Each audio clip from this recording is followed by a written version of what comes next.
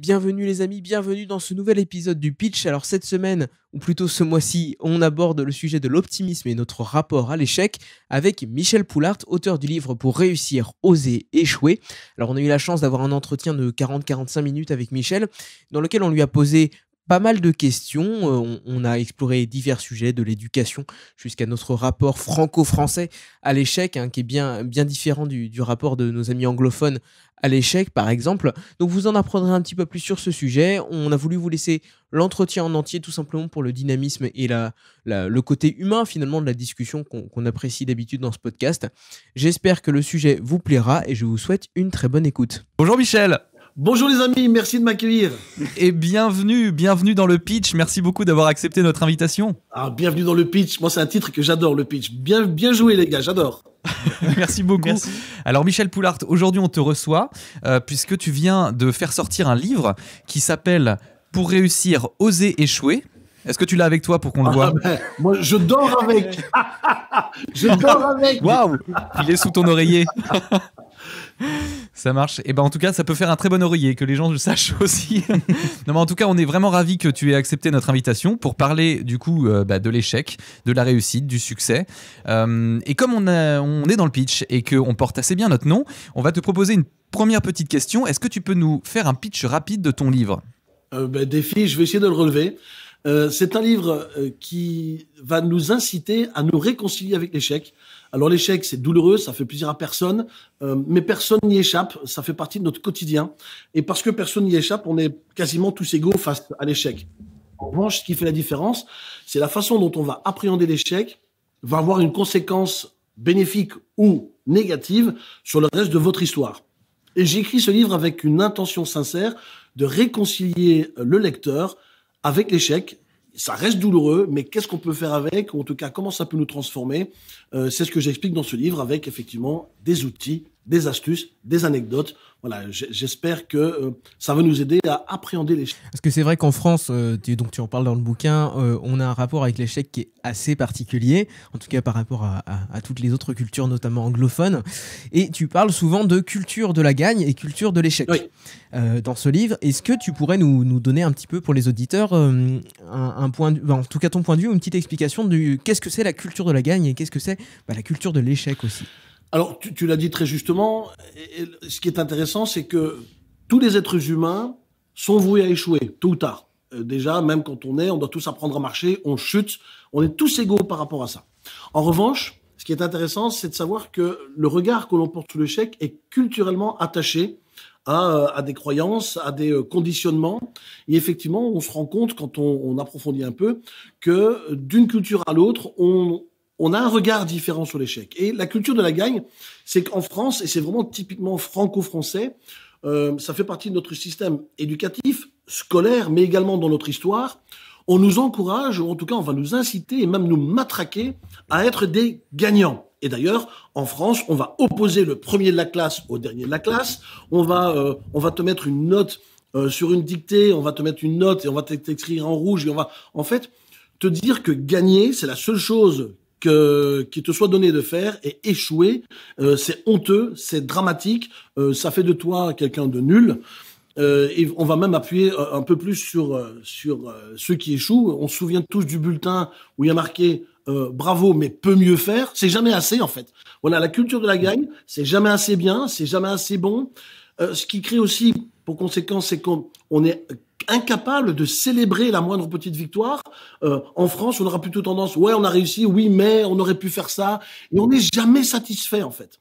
Et ce qui fait que, même au niveau cérébral, on est en permanence dans le stress, dans une pression qui peut être bonne, parce que dans la création, une pression peut être bonne, mais c'est une pression plutôt négative.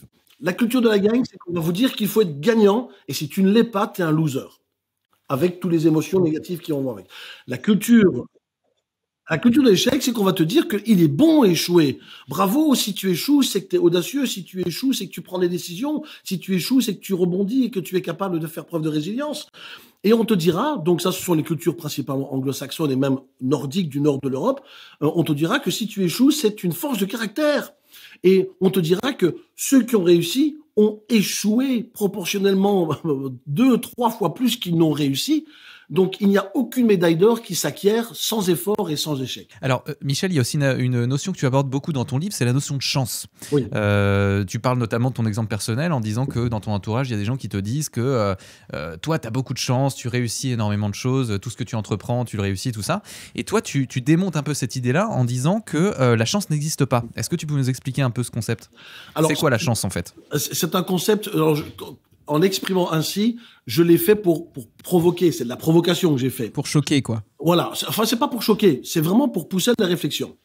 La chance n'existe pas dans ce sens où c'est nous qui faisons ce que nous voulons avec ce qui nous arrive. Alors, ceci ne veut pas dire qu'il n'y a pas de coup de hasard. Le hasard existe. Le hasard existe, c'est-à-dire qu'on peut subir quelque chose ou on peut tomber sur quelqu'un par le plus grand des hasards. Encore faut-il être capable de transformer ce que tu vis en opportunité. Donc, quand je dis que la chance n'existe pas, il y a des gens, par exemple, qui peuvent faire de merveilleuses rencontres et puis ne pas aller plus loin. Ou peuvent, par terre, trouver un billet de 100 € et ne pas se baisser parce que, oui, je risque de me faire mal. Ils se baissent pas. Le hasard fait qu'ils tombent devant un billet de 100 €, mais ils ne se baissent pas pour une raison ou une autre, pour des blocages, par peur, peur de tomber ou peur de se faire écraser par quelqu'un d'autre, et ils avancent.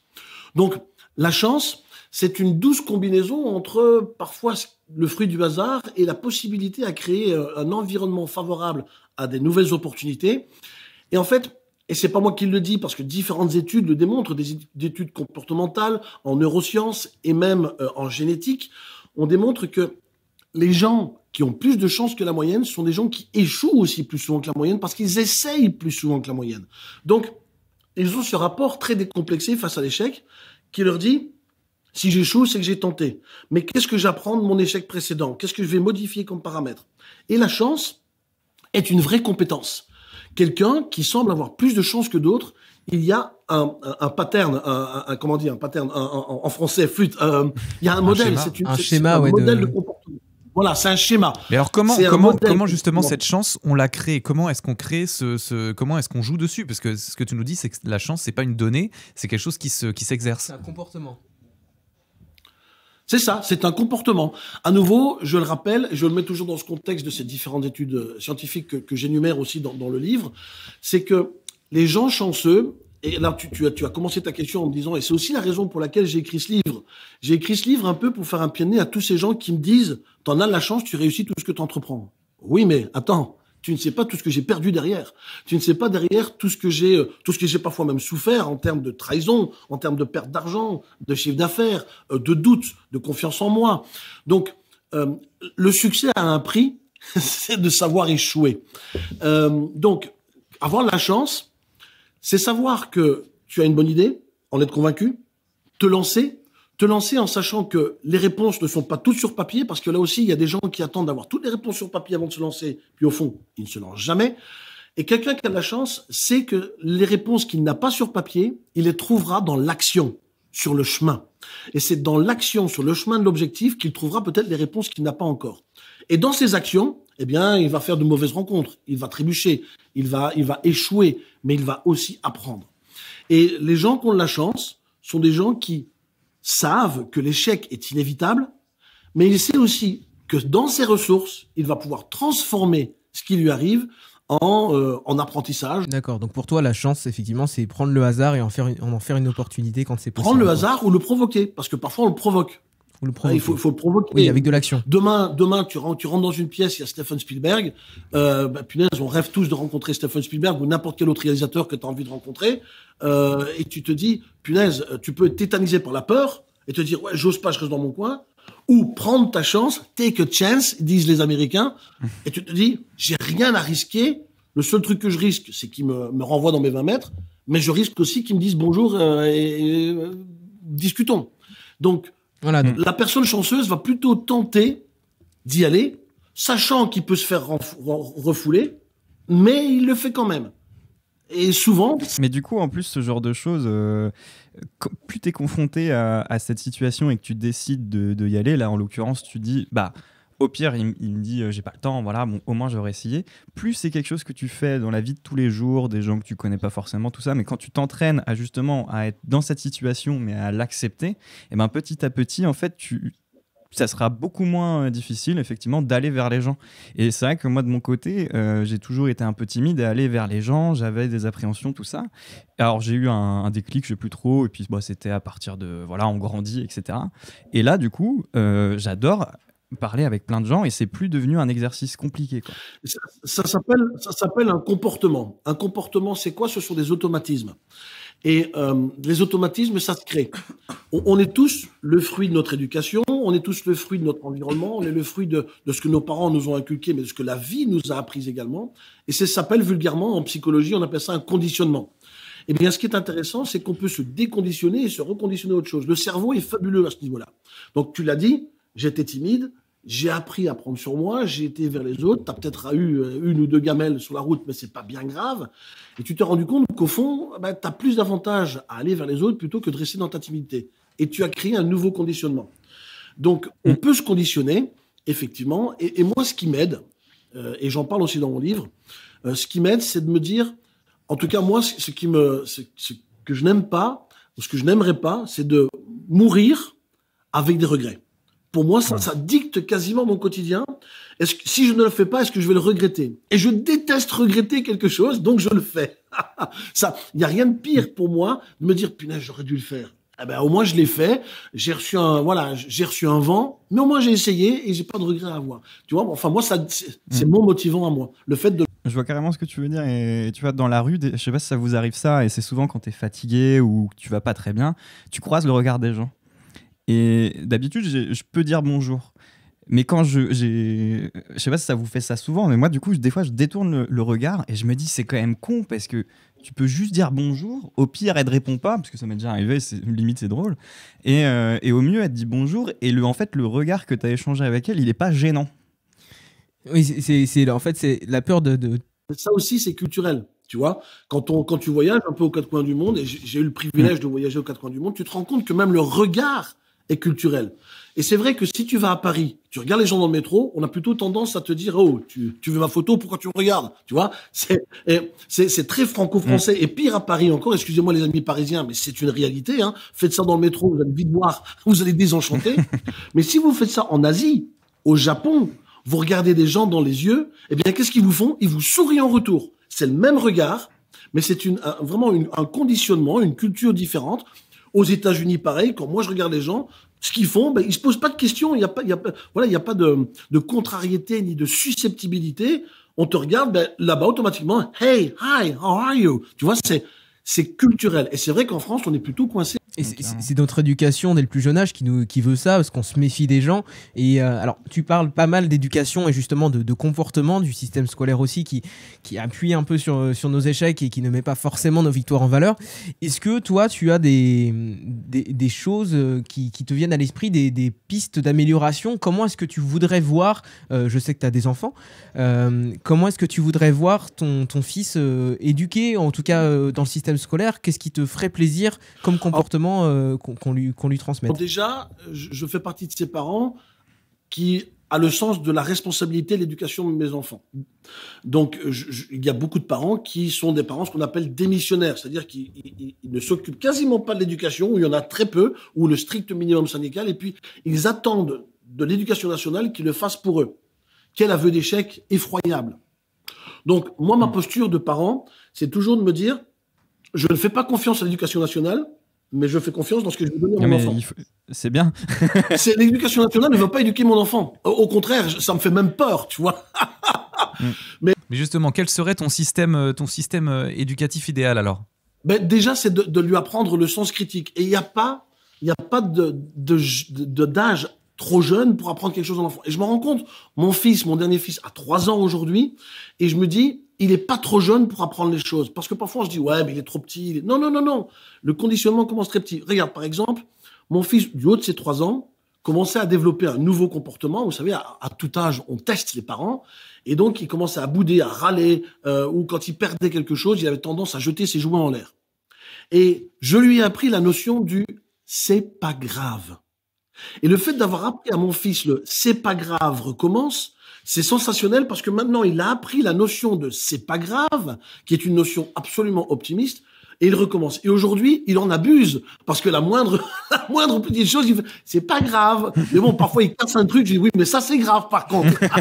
Mais justement, parce qu'il y a quand même des choses graves dans la vie, Michel. Oui, voilà. Mais non, mais c'est déjà bien que du haut de ses 3 ans, il ait la notion du c'est pas grave, on recommence. Et je suis, en tant que parent, assez fier de voir mon enfant, même si aujourd'hui il en abuse, il n'a que 3 ans, mais qu'il a déjà compris que recommencer, c'est pas grave. Et là, je me dis, j'ai déjà eu un petit succès en tant que parent, c'est que mon enfant recommence autant de fois qu'il veut pour essayer de réussir. Et maintenant, l'éducation continue pour dire, attends, là, en revanche, ça, c'est grave. Tu vois voilà, mais c'est l'éducation. Voilà comment... et puis, je l'apprends à rire, à faire preuve d'autodérision. On rit quand je le vois bouder, je lui dis, hop, hop, hop, le petit sourire. Donc, tout ça, c'est l'éducation. Ça ne vient pas, c'est pas... Et donc ça, c'est le côté vraiment parental de la Oui. chose. Mais est-ce que toi, tu verrais des choses qu'on pourrait améliorer concrètement dans le système éducatif cette fois, vraiment l'école, comment les profs se comportent avec les Ouais. étudiants, tout Ouais. ça, l'encadrement pour que justement cette culture de la gagne soit un peu moins pesante sur les enfants. Sachant que je me permets aussi de rajouter que malheureusement, enfin je me suis fait cette réflexion-là, c'est que non seulement, pour moi, la plupart des profs, ils ont vraiment envie d'apporter un truc aux jeunes, mais malheureusement, ils sont bloqués aussi par l'éducation nationale où on a un programme, les gars, vous le finissez. Et du coup, je pense que eux aussi sont un peu bloqués. Et il voire n'y a frustrés. pas que le programme, il y a aussi la culture de l'éducation nationale. Alors voilà cette question, j'adore cette question parce que bien entendu j'ai des réponses et tu le dis très justement, hein, ils ont des réponses mais ils sont coincés dans ce carcan de l'éducation nationale qui est un gros dinosaure et qui a du mal à se décrasser. Alors, je ne suis pas là pour donner des leçons à l'éducation nationale parce que la plupart des profs connaissent les réponses. C'est juste une volonté politique de faire les choses différemment. On sait aujourd'hui, on en parle suffisamment. Je viens même pas avec des nouvelles. C'est presque même du bashing. On sait que dans les pays scandinaves, ils apprennent même à méditer. C'est un truc de dingue. Ils apprennent à remercier, à féliciter, à dire bravo, à faire preuve de gratitude. Bon sang, c'est pas compliqué de mettre ça dans un programme d'éducation nationale, quoi. Merde. Tu vois, c'est des trucs, c'est juste du bon sens, c'est juste une volonté politique, et puis pas que politique, parfois même syndicale. Mais là, on rentre sur un autre débat, de changer notre façon de voir les enfants. Prenons par exemple la façon dont on parle aux enfants. Tu peux mieux faire, comme je disais à l'introduction de notre rendez-vous, peut-être même appuyer sur ce qu'il fait bien, l'enfant. Chercher... Et le problème de l'éducation nationale française, c'est qu'elle est encore et toujours dans un système qui formate les enfants, écoutez bien, qui formatent les enfants à être des soldats obéissants pour des patrons petits qui vont ouvriers. leur donner des ordres. Et c'est absolument... Mais c'est ça. En fait, le système d'éducation nationale a été créé autour des usines qui avaient besoin d'ouvriers obéissants. Et ça explique notre système d'éducation où on n'a pas le droit à la parole. Il faut surtout pas parler à l'autorité, tout simplement parce que c'est du conditionnement pour faire de vous des machines. Et il y a quelque chose que tu dis dans ton livre qui est intéressant aussi, je me suis pas mal reconnu, c'est que pour toi, l'éducation nationale française, c'est vraiment une recherche de rendement. C'est-à-dire, on va pas forcément chercher à trouver ce qu'on a vraiment envie de faire ou aller au bout de ses capacités et à se dépasser. On va juste essayer d'avoir une bonne note. Et moi, par exemple, je me rends compte que j'avais la chance d'avoir quelques facilités et de bien comprendre ce que les profs attendaient de moi et de capter assez vite humainement ce qui voilà. Et en fait, je me rends compte maintenant qu'il y a beaucoup de choses où j'ai choisi la facilité du rendement, c'est-à-dire je savais qu'avec tant d'efforts, j'allais avoir une note largement suffisante. Et hop, et en fait, je me suis pas souvent dépassé à l'école. Je me suis jamais vraiment senti en position de vraiment repousser mes limites, quoi. En fait, c'est effectivement ce que je décris dans le livre. C'est une étude américaine qui a été menée par 2 chercheurs qui démontre que on apprend plus facilement aux enfants de ne pas tenter et de ne pas être audacieux et que les conséquences du manque d'audace est moins importante que d'échouer. Et donc, du coup, tu tentes rien. Tu vois, c'est un truc de fou. Mais il y a d'autres systèmes comme ça, ils sont nombreux. La façon dont on note les enfants par une dictée. Tu as une dictée et on va te supprimer 1 point par mot mal orthographié alors que tu as majoritairement mis plus de mots corrects que de mauvais mots. Et on va te donner un 5 sur 20 parce que tu as fait 15 mots faux sur une dictée de 400 mots. C'est injuste. Tu dis qu'il y a d'autres systèmes comme ça, effectivement. Il y a une petite remarque qui me vient en tête sur notamment l'entrepreneuriat dans le monde. On sait qu'il y a plein de pays scandinaves où l'entrepreneuriat est quand même en plein essor, parce que comme en France, ils ont ce filet de sécurité, de la sécurité sociale entre guillemets, des soins médicaux accessibles à tous. Et paradoxalement, là où aux États-Unis, si on se rate, si on ne réussit pas, là c'est terminé. Enfin, on peut finir à la rue vraiment. Et je comprends pas comment en France, avec notre sécurité, tout notre système vraiment qui nous protège, on nous apprend pas à être aussi un peu audacieux, quoi, finalement. Ben, on ne nous apprend pas parce qu'on est resté bloqué dans ce système qui est devenu une culture qu'il faut progressivement changer. Alors, il y a quand même une lueur d'espoir, et c'est ce que j'explique dans le livre. Cette lueur d'espoir, c'est que depuis maintenant de nombreuses années, Internet fait partie intégrante de notre vie. La jeunesse, comme vous avez un regard différent sur le monde et on se remet en question. Et ça, en revanche, c'est positif. On se rend compte que les nouvelles générations explorent le monde, voient qu'il y a d'autres possibilités, qu'on peut faire autrement, et on voit que le changement est en train de s'opérer, lentement, mais sûrement. Et dans le monde de l'entreprise, on se rend de plus en plus compte que le modèle managérial, le taylorisme comme on le connaissait, est en train de mourir, touche à sa fin, et qu'il faut mettre vraiment l'humain au cœur de nos préoccupations. Et puis, on développe plus les soft skills. On n'y est pas encore, mais on commence. Moi, j'ai une petite question juste par rapport à ce que tu viens de dire, Michel. Tu parlais de l'exemple de la dictée, là, du fait qu'on enlève des points à chaque fois que les mots sont mal orthographiés, et que du coup, ça fait dégringoler les notes beaucoup plus que si on valorisait les mots bien orthographiés. Permets-moi d'être un peu provoque, mais du coup, est-ce que c'est pas aussi, quelque part, une réflexion qui pousse à la mort de l'exigence? C'est-à-dire que à partir du moment où il y a des choses bien, c'est bien, donc on va valoriser, mais ça nous pousse pas forcément à être meilleur et à réduire les erreurs, parce Absolument. que quelque part on a tous envie quand même de faire le moins d'erreurs possible et d'être le plus exigeant et rigoureux possible. Il est où le juste milieu entre je te félicite et je te caresse dans le sens du poil, ou il y a effectivement de l'exigence. Et c'est ça toute la subtilité qui fait que on doit trouver ce juste équilibre entre qu'est-ce que je dois faire pour donner envie aux uns et aux autres de se tirer vers le haut et de ne pas se satisfaire de la médiocrité? Parce que ça aussi, à un moment donné, on peut tomber dans l'autre travers, c'est de se satisfaire de la médiocrité, au fond. Mais on peut se poser la question aussi, pourquoi, aux Jeux Olympiques, on a autant d'Américains qui gagnent autant de médailles d'or? Et pourtant, c'est leur culture.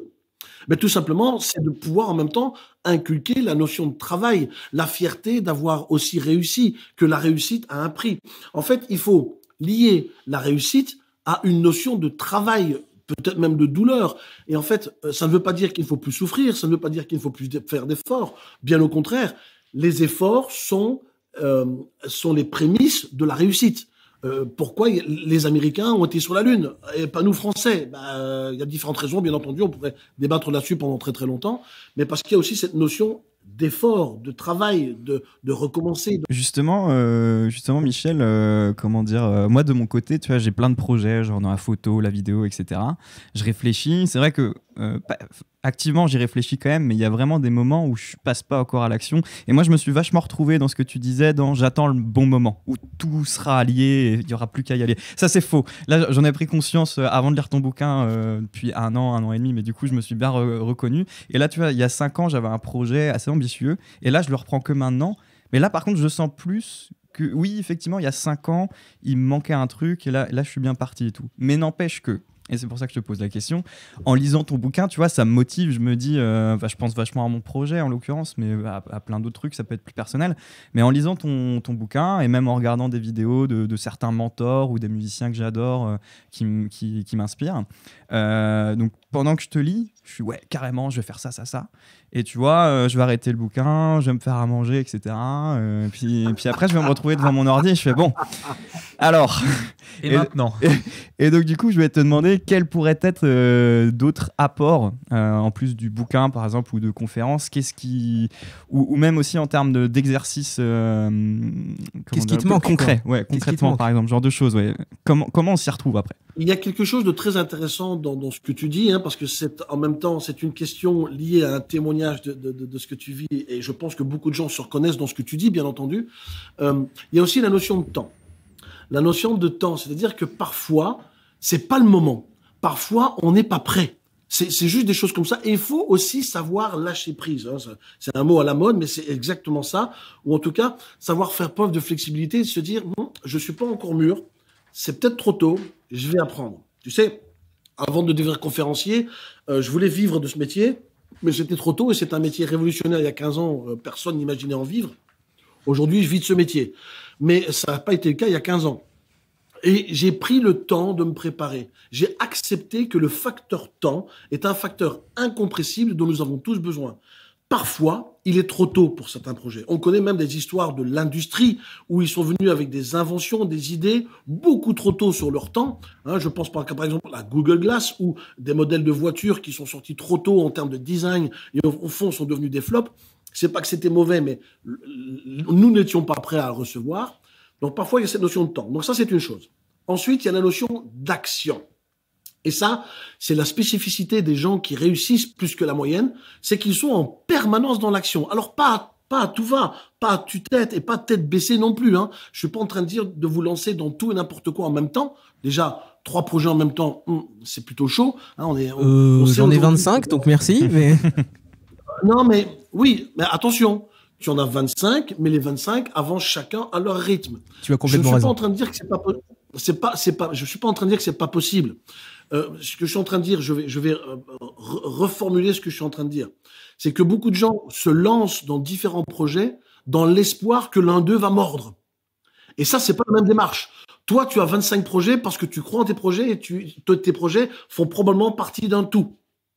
Donc, au fond, tes 25 projets sont probablement au service d'un grand projet final. Mais il y a des gens qui vont se mettre dans 3 projets différents qui n'ont rien à voir l'un avec les autres parce qu'ils sont un petit peu désespérés en espérant que quelque chose réussisse. Et au fond, c'est compliqué.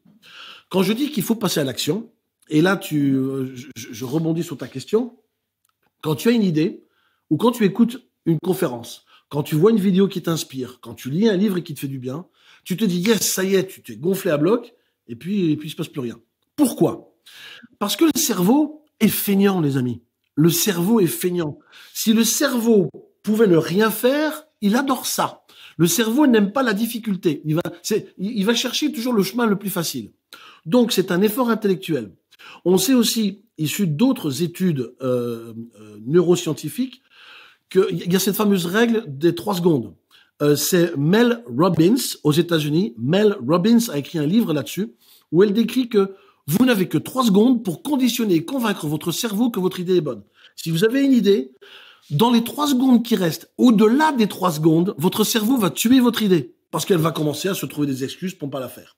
Donc c'est quoi? C'est prendre un post-it, écrire quelque chose. Prendre ton téléphone, prendre une note, c'est faire une action, aussi petite soit-elle, c'est faire un premier pas vers l'action. Et là, ton cerveau va se dire, hop, il se passe un truc là. Et de la petite action, tu vas refaire une autre petite action. Et de petit truc en petit truc, ton cerveau va s'habituer et se conditionner à alimenter ton projet. Et c'est là où tu peux nourrir ce qu'on appelle ton automotivation. Donc, retenez bien ça. Au bout de 3 secondes. Mais je vois absolument de quoi tu parles. Un exemple, c'est je suis tout seul chez moi, j'ai mon appart pour moi tout seul parce que je suis en coloc. Je me dis alors, qu'est-ce que je fais? Est-ce que je bosse sur mon projet ou est-ce que je regarde un film? Et alors, ça m'arrive de bosser sur mon projet, mais en général, tu as raison. Quand je fais ça, c'est que j'ai pris la décision rapidement. Et le truc, c'est que je me découvre, pendant que j'ai fini une première étape de mon projet, je vais faire ah, mais c'est bien en fait de passer du temps à travailler même tout seul et tout. Je vois exactement de quoi tu parles et je vais t'illustrer ça juste avec une métaphore. Et vous êtes tous les 3, je l'espère, arrivés de tomber amoureux. Oui. On n'a pas le même regard dessus par contre. Je l'espère. Et pas de la même personne. Et parfois de plusieurs personnes. Voilà, je l'espère. Mais quand on tombe amoureux, les amis, qu'est-ce qui se passe? Eh bien, vous savez quoi? On se trouve aucune excuse. On trouve tout plein d'idées pour essayer de conquérir le cœur de l'autre. Eh bien, la motivation, ça fonctionne de la même façon. On ne se trouve pas d'excuses et on le fait. Donc, la question peut être, et j'aime bien citer ça parce que ça parle à tout le monde. Quand on tombe amoureux de quelqu'un, on a une énergie qui pousse et des ailes qui nous poussent dans le dos, qui nous donnent des idées de dingue et parfois même on fait des trucs de dingue pour attirer l'attention de la femme de notre vie ou de l'homme de notre vie, peu importe. Mais c'est ça. Est-ce que ton projet te donne envie d'être amoureux de ce que tu fais, parce que tu ne te trouveras pas d'excuses pour ne... Et dans tout ça, donc il y a ce facteur passion. Effectivement, moi je dis souvent autour de moi que si au bout d'un moment, quand tu as recommencé la même idée sans vraiment la faire ou avoir avancé dedans, c'est peut-être que tu n'aimes pas. T'aimes bien l'idée de faire ce truc-là, mais que tu n'aimes pas faire ce truc-là. Mais où est-ce que commence la passion ? On l'a toujours en fond et surtout, il y a une question de discipline aussi, je pense. Et c'est quoi ta position sur la discipline à toi ? Alors, j'aime beaucoup ta question aussi. Jusque-là, vos questions sont très très bonnes. J'aime beaucoup. Merci tu viens beaucoup. de dire... Là, il caresse dans le sens du poil. on réessaye. Par rapport à ce que tu dis, j'aimerais réagir. On a parfois de très bonnes idées et on se trompe parfois de chemin. Ce que je veux dire par là, c'est que quand on a un objectif et qu'on n'y arrive pas, on a plutôt tendance à réessayer, mais à chaque fois de la même façon. Et là, on s'entête de faire de la même façon, mais de façon très mathématique. Si vous faites des actions et vous les faites dans le même ordre et exactement les mêmes actions tous les jours, vous aurez toujours les mêmes résultats. Et ça, c'est une vraie révélation parce qu'il y a des gens qui sont convaincus et qui s'épuisent à faire les choses, convaincus de le faire d'une façon, une stratégie, et ils auront toujours les mêmes résultats.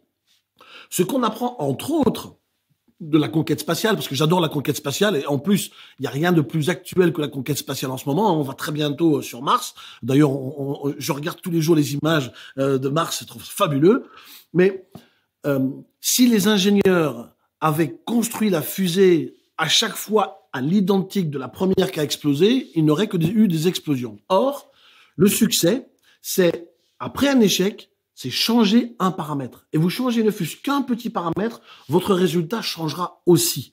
Donc, quand vous avez un objectif, ne remettez pas forcément votre objectif en question, mais remettez peut-être la route que vous empruntez en question.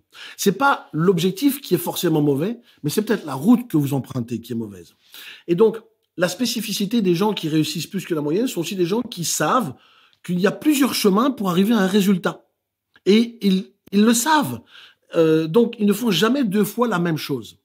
Pas de souci, non mais donc, du coup, je ne réponds ça plus à ta répond question. totalement. Et la deuxième partie, c'était où est-ce que commence. Donc la passion se termine jamais. Moi, je pense que la passion ne doit jamais se terminer. Mais où est-ce que commence la discipline ? Voilà. Alors moi, j'ai ma position dessus, mais j'aimerais bien avoir ton avis. La discipline est liée à plusieurs émotions. La discipline, déjà, c'est est-ce que ton projet est assez fort ? Qu'est-ce que je me donne comme possibilité ? Et la discipline, c'est parfois aussi se faire un petit peu mal et se botter le cul quand on n'a pas envie. Alors, je dis pas qu'il faut jamais avoir envie. Hein. Moi, j'ai des jours de flemme aussi, ça m'arrive.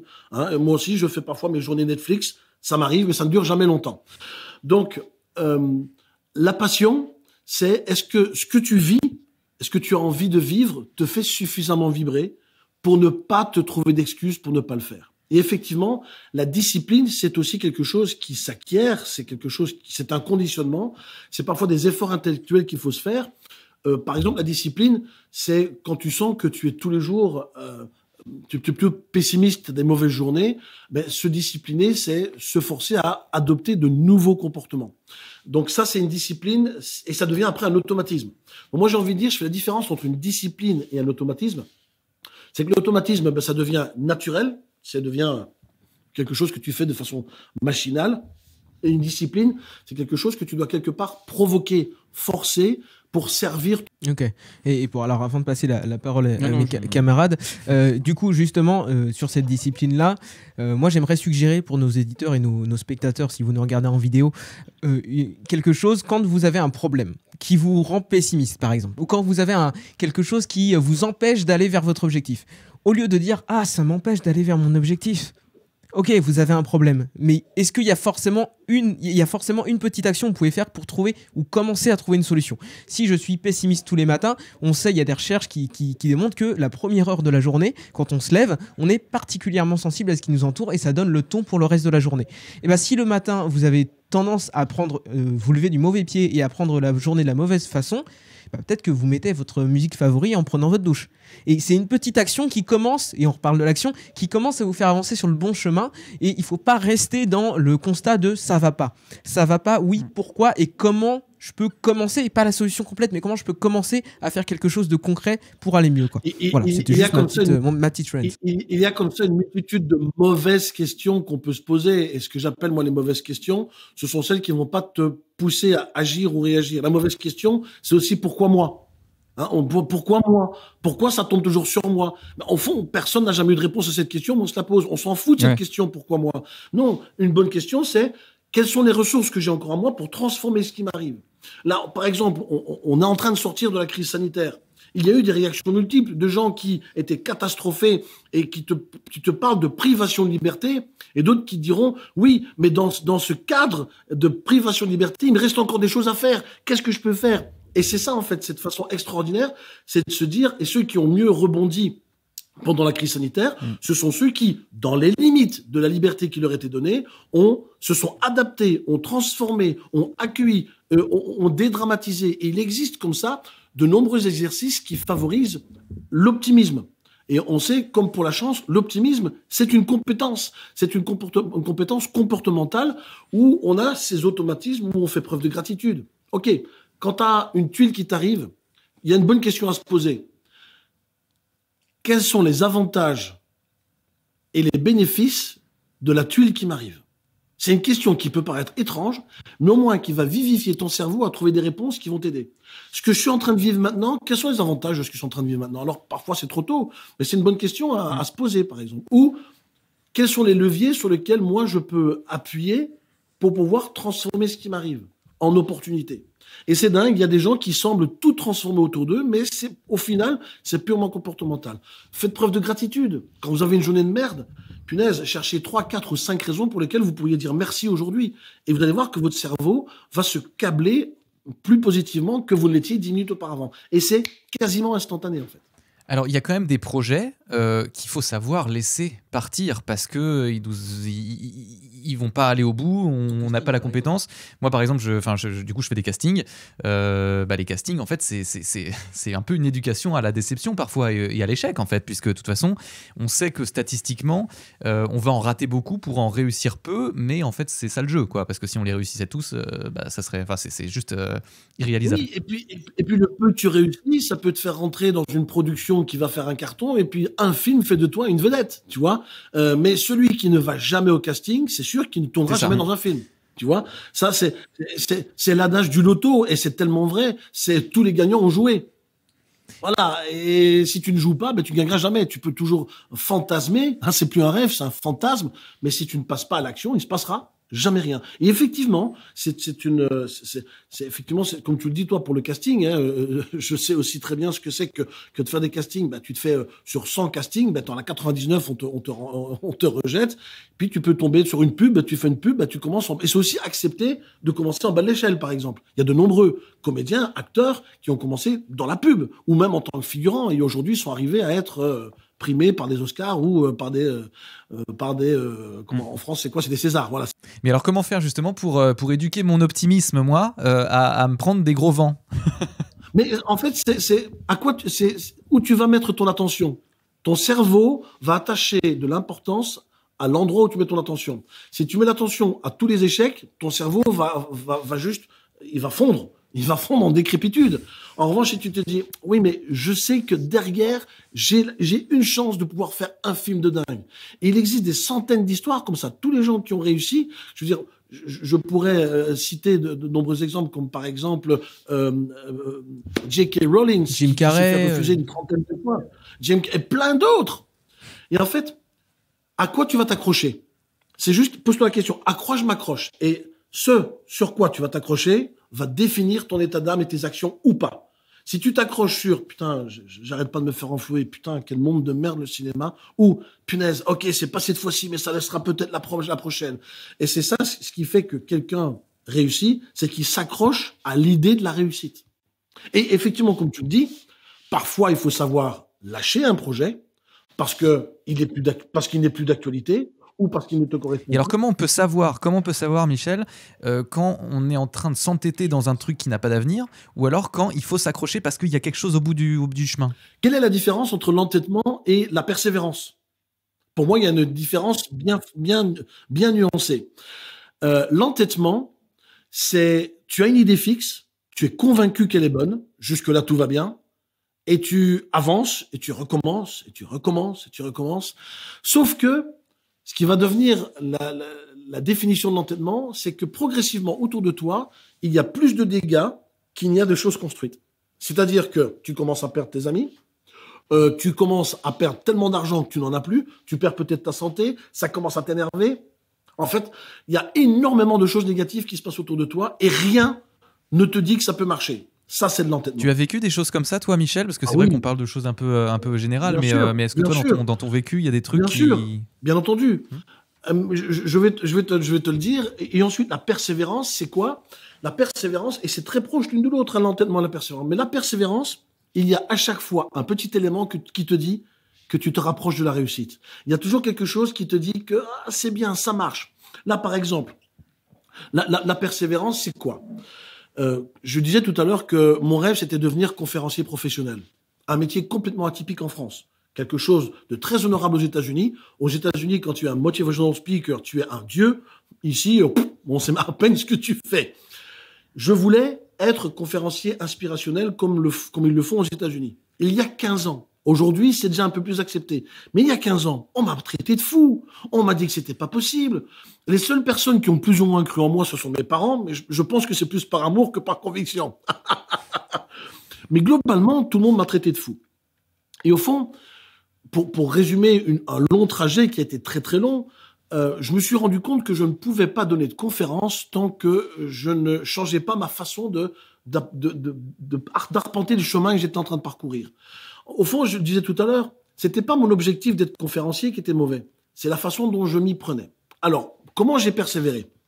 J'ai persévéré par des prises de conscience. Premièrement, si je veux être conférencier, il faut qu'on me connaisse, il faut que je crée du contenu. J'ai créé, il y a 12 ans, ma première chaîne sur Dailymotion. Je sais, ça fait ringard, mais... Et ensuite, je suis passé sur YouTube. Ma chaîne YouTube, elle a 11 ans, je pense. Ensuite, Facebook est arrivé. Ça fait 11 ans que je suis sur Facebook également. Et j'ai commencé à créer du contenu déjà à l'époque.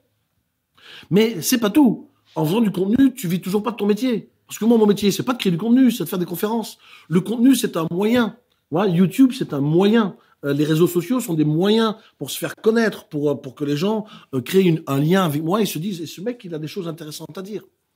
Et au fond, pendant des mois et des mois, j'ai écrit des articles sur un blog, j'ai fait de la vidéo, j'ai essayé des formats différents, j'ai testé des dizaines de formats différents. Il suffit d'aller voir sur ma chaîne YouTube. C'est un truc de fou. Je les ai laissés parce que je trouve que c'est intéressant de continuer à voir mon parcours. Et j'ai eu des moments de découragement. Et je me suis dit, est-ce que je suis en train de m'entêter ou est-ce que je dois persévérer? Et ce qui est fou, c'est que dans les moments où j'avais la sensation de devoir lâcher prise et de passer à autre chose, parce que j'étais cadre commercial et je gagnais bien ma vie avec ça, eh bien, c'est à ce moment-là où j'ai commencé à faire de belles rencontres. Un jour, au moment où je suis complètement dépité et je suis à 2 doigts d'abandonner mon rêve, je reçois un email. Je reçois un email me disant en substance, bonjour monsieur, j'adore vos vidéos. Alors des vidéos d'il y a 11-12 ans, donc ça vaut ce que ça vaut, mais c'était pas mal. J'adore vos vidéos, j'adore vos messages. Est-ce que vous m'autorisez à ce que je les diffuse sur mon réseau? Signé Raphaël Ricci. Raphaël Ricci, pour mémoire, pour ceux qui connaissent la Starac, c'est l'une des coachs de la Star Academy. Elle était, à l'époque, il y a 11 ans, elle était tous les jours à la télévision. Si aujourd'hui, on n'en parle plus beaucoup, à l'époque, c'était une personnalité publique, télévisée. Et au moment où je me décourage, une personne du milieu médiatique me dit que ce que je fais est bien. Eh bien là, ça m'a donné du courage. Je me suis dit, punaise, si elle a dit que c'est bien, c'est que je suis sur la bonne voie. Allez, je dois continuer. Et c'est en ça que je dis, tu as des signes progressivement qui te disent que ce que tu fais est bon. À l'inverse de l'entêtement où tout se détruit autour de toi. En fait, l'entêtement mène à un monceau de ruines et la persévérance, tu vois des résultats progressifs et tu te dis, ouais, je me rapproche à chaque fois et tu vas trouver des idées et ça va. Alors, on peut faire un petit parallèle peut-être rapidement avec ce que tu as vécu en 2020. Toi, ton activité, c'est de donner des conférences live. Et donc, tu racontes dans ton livre notamment que tu as perdu 80% de ton chiffre d'affaires à cause de la crise sanitaire. Moi, j'ai une question qui va différer un petit peu de ce que tu viens de dire. Combien de temps est-ce que tu es resté déçu et sur la touche ? Parce qu'on parle d'optimisme, on parle de tout ça, mais on est tous humains. Combien de temps et comment pour toi, si tu veux bien le partager, ça s'est passé ? Combien de temps t'es resté un peu down, quoi ? Alors, ce qui est intéressant à savoir, c'est que même les optimistes ont leur coup de blues, d'accord? Donc, moi aussi, j'ai mes déceptions et moi aussi, j'ai mes doutes, hein, vous l'avez compris. Sauf que l'optimisme fait que ça ne dure jamais très longtemps. Alors, c'est le soir où président Macron nous a annoncé le premier confinement, où je me suis posé dans mon canapé, je me suis dit, merde, on est dans la merde. Maintenant, on est dans la merde, c'est bien, c'est beau, mais ça me fait pas bouger. Et j'ai appliqué ce que je viens de vous dire il y a quelques instants, c'est quelles sont les ressources que j'ai en moi pour pouvoir continuer à être présent et pouvoir transformer, adapter mon métier pour continuer à le rendre accessible et continuer à inspirer les autres. Eh bien, pour moi, c'était clair, c'était la vidéo. C'était la vidéo et je suis passé au numérique. Et le premier soir du confinement, et vous pourriez voir sur ma chaîne YouTube, vous verrez, j'ai créé un concept d'émission qui s'appelle le Talk Talk Show, à laquelle je t'ai invité, hein, Corentin. Et c'était ma façon à moi de dire, je ne peux plus être sur scène, mais je reste présent. Et c'est moi qui vais m'inviter vers vous. Puisqu'on ne pouvait pas se visiter, je faisais un petit peu un clin d'œil à la restriction sanitaire. On peut pas se voir. Eh bien, je m'invite virtuellement vers vous et j'ai créé une émission dans laquelle je m'invitais chez 2 ou 3 auditeurs ou fans. Et tous les soirs, pendant 2 mois, j'ai animé une émission où je rencontrais des gens et j'ai rencontré près de 150 personnes en créant cette émission, ce qui a créé de la visibilité. Ça a créé un produit qui a fait que j'ai vendu ce modèle-là à des entreprises. Donc, sur ce modèle-là, j'ai rencontré Patrick Baudry, l'astronaute français, et j'ai fait avec lui une émission privée pour une entreprise qui nous a payé pour faire cette émission. Et en fait, c'était devenu un format de conférence en ligne télévisuel, multicam, hein. Regarde, comme je fais maintenant, tu vois, j'ai plusieurs caméras, tu vois, et j'ai même sorti ma voiture du garage, et ici, on est dans le garage, j'ai créé un studio avec de l'éclairage, des caméras, une petite régie, et j'ai adapté mon métier pour rendre l'expérience numérique plus intéressante et continuer à donner des conférences. Voilà ce que j'ai fait à l'époque. Mais ma première question a été, qu'est-ce que je peux faire? Voilà, j'ai eu, comme tout le monde, l'état de sidération et c'était pas le soir même, pardon, c'était le lendemain, je faisais ma première émission. Et parlons justement, là tu parles des conférences, de ton boulot, tout ça. Moi j'ai une petite question à te poser, ça découle un peu de la question que j'ai pu te poser précédemment, mais là je sais pas ce que tu en penses, mais nous on se dit qu'on arrive dans un moment où il y a une sorte de mode, où on est dans un moment où en fait il y a plein de gens qui, les influenceurs en fait, des gens qui vont te coacher. Tu vois, par exemple, aussi, Corentin, tu donnes des conseils plus techniques sur aussi... À ton niveau, bien sûr, mais je veux dire, j'ai l'impression que plus ça va, plus il y a des gens voilà, qui vont être coach de ton développement personnel et puis aussi sûrement dans la technique, etc. Moi, j'ai une question, c'est comment on se repère dans cette jungle, en fait, parce qu'il y a plein de gens, donc qui j'écoute, pourquoi je l'écoute, en qui j'ai confiance et c'est je suis quoi. Ouais, voilà, ouais, tu vois. Parce que les conseils ils vont pas toujours dans le même sens, c'est ce que tu disais, Nico. Il y a des conseils qui vont pas toujours dans le même sens, et même des fois, on a envie de dire, le conseil est un peu bateau, ou alors, bah ouais, mais facile à dire, mais enfin, tu vois. À qui faire confiance? Ouais. Alors, c'est une question extrêmement complexe. Et c'est une question, moi, qui me touche régulièrement parce que moi, c'est quelque chose qui m'agace au plus haut point. C'est de voir des experts autoproclamés qui ont lu 2 bouquins et qui se présentent comme étant un expert dans un domaine. Ils n'ont aucune preuve de ce qu'ils ont fait. Ils ont juste lu 2 bouquins. Ou alors, mieux encore, ils parlent anglais. Ils vont copier-coller ce qu'ils ont vu de quelqu'un d'autre aux États-Unis et ils vont vous faire la même chose. Et c'est littéralement traduit de ce que les Américains font. On dit merci à Gary Vee. Entre autres. Donc, c'est extrêmement compliqué. Effectivement, tu parles d'une jungle, tu fais bien de parler de jungle. Et en plus, le monde du développement personnel est quelque chose qui explose et qui fait rêver beaucoup de gens pour différentes raisons psychologiques, j'ai envie de dire. Tout le monde n'est pas bien intentionné. Moi, j'ai envie de dire, derrière la bonne ou la mauvaise intention, à la limite, on s'en fout un peu, c'est faites preuve d'esprit critique. La personne avec qui vous vous adressez, à laquelle vous vous adressez, a-t-elle fait ses preuves? Qu'est-ce qui fait qu'elle est capable de vous former? Qu'est-ce qui fait que cette personne peut avoir votre confiance? Et j'ai envie de dire, pour moi, la clé, c'est l'esprit critique. Et on n'est plus assez critique. On est des consommateurs de contenu, mais on n'est plus des consommateurs conscients de contenu. Et si vous voulez choisir quelqu'un pour vous coacher, ne vous basez pas sur les beaux discours. Basez-vous sur d'éventuels témoignages. Ça fait combien de temps qu'il fait ça? Qu'est-ce qu'elle a réalisé, cette personne? Je veux dire, des gens qui vous promettent monts et merveilles prospérité et abondance, ça me fait bien sourire. La plupart des gens qui vous promettent prospérité et abondance sont au RSA ou sont payés au SMIC, quoi. Enfin, ça me fait doucement rire. Donc, vous voulez être coaché, faites preuve d'esprit critique et approfondis. On n'a plus d'excuses, on peut tout voir sur n'importe qui. Et si quelqu'un vous propose un coaching et que vous ne trouvez rien sur elle, moi j'ai envie de dire, c'est un premier signe pour fuir. Voilà. Il y a une question de foi là-dedans aussi, c'est à quelle philosophie de vie on adhère, et peut-être qu'il faut suivre ce qui nous attire et avec la chose avec laquelle on s'identifie le plus, et ne pas essayer d'appliquer tout le monde en même temps. Une fois qu'on a fait notre choix et qu'on a eu notre esprit critique, il faut aussi avoir foi en notre décision et faire confiance. Se faire confiance. Et c'est vrai, au fond, parfois on me pose des questions quasiment similaires et on dit oui, mais quels sont les protocoles ou les coachings les plus intéressants selon toi? Moi j'ai envie de dire, aujourd'hui on vit une période de l'humanité absolument intéressante, c'est qu'on a le choix. Il existe des protocoles nombreux et différents, et ce qui compte, c'est que ça marche avec toi. Ce qui compte, c'est que ça te tire vers le haut et que pour toi, ça apporte des résultats. Et peu importe que ça passe par une philosophie, une idée, une science, une religion, peu importe, pourvu que ça te fasse du bien et que ça te valorise et te tire vers le haut. Parce qu'aujourd'hui, à nouveau, les chemins sont multiples. Donc, qui suis-je? En revanche, j'ai envie de dire, choisis le partenaire de chemin et étudie bien qui il est avant de le prendre avec toi à ta droite, quoi, tu vois. Merci pour ce petit conseil et pour ce guide dans cette jungle de conseils. Michel, on a 2-3 minutes qui nous restent. Est-ce que tu peux nous dire un petit peu où est-ce qu'on peut trouver ton livre et où est-ce qu'on peut te trouver aussi sur les réseaux sociaux? Tu as 2 minutes pour nous faire la promotion de ce que tu veux. Écoute, on peut me trouver tout simplement le livre. Il est édité par les éditions Vuibert, donc il est disponible dans toutes les librairies, sur toutes les plateformes de vente en ligne également, Amazon, Fnac ou n'importe quelle autre plateforme. J'ai contrôlé, donc je sais que ça marche.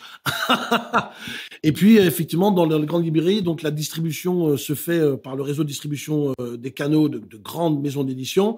Donc, si votre libraire favori ne l'a pas, vous le commandez, ils l'auront. Donc ça... En somme, c'est facile, il est disponible partout. Pourquoi l'acheter? Tout simplement parce qu'il va vous aider à vous réconcilier avec l'échec, parce que vous allez découvrir des anecdotes vraies et vécues dans cet ouvrage. Je parle d'anecdotes aussi d'autres personnages. J'ai fait l'effort de chercher des histoires qu'on connaissait beaucoup moins, parce que il y en a un petit peu marre d'entendre toujours les Steve Jobs et toujours les mêmes personnages qu'on entend. C'est bon, on a fait le tour, on sait qu'ils étaient exceptionnels, mais j'avais envie d'apporter d'autres exemples pour vraiment démontrer que c'est accessible à nous tous. Au fond, nous échouons tous. C'est pas une fatalité, c'est le regard qu'on porte sur l'échec. Et j'ai vraiment écrit ce bouquin dans le désir profond de réconcilier le lecteur avec ses propres échecs, en espérant que ça lui donne plus confiance en lui, en espérant que ça donne plus confiance en vos objectifs, que ça vous donne envie de persévérer, d'apprendre de vos échecs. Et au fond, c'est mon mode de fonctionnement. Et je l'ai écrit avec beaucoup d'authenticité. Je l'ai écrit dans un langage accessible à tous. Et d'ailleurs, les premiers retours me démontrent que ça fonctionne. Il se lit facilement. Les chapitres ne sont pas forcément à lire dans l'ordre. Vous prenez n'importe quel chapitre dans n'importe quel ordre, ça se lit très facilement. Et puis, il y a des exercices concrets dans ce bouquin qui vont vous aider à appréhender les échecs différemment. Au fond, merci beaucoup en tout cas Michel d'avoir accepté de participer à ce numéro du pitch, et on était ravis de faire ta connaissance. Nicolas et moi on ne te connaissait pas, Corentin était un peu plus familier de ton travail, mais c'était hyper intéressant. J'avais vu votre émission quand Corentin est passé, mais c'est un plaisir du coup de te rencontrer. Et merci beaucoup d'être venu et d'avoir apporté tout le plaisir est pour moi. Vous avez été de très bons intervieweurs. Vous êtes très bien préparés. Bravo. Et on peut se tutoyer. On peut se tutoyer, les amis. Oui, alors j'ai dit vous, mais en parlant de vous deux, mais c'est ton émission. Pardon. D'accord. Effectivement.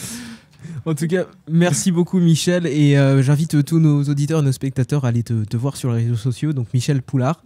Je peux peut-être l'appeler P-O-U-L-A-E-R-T. De toute façon, je suppose qu'il y aura dans la description, il y aura tout.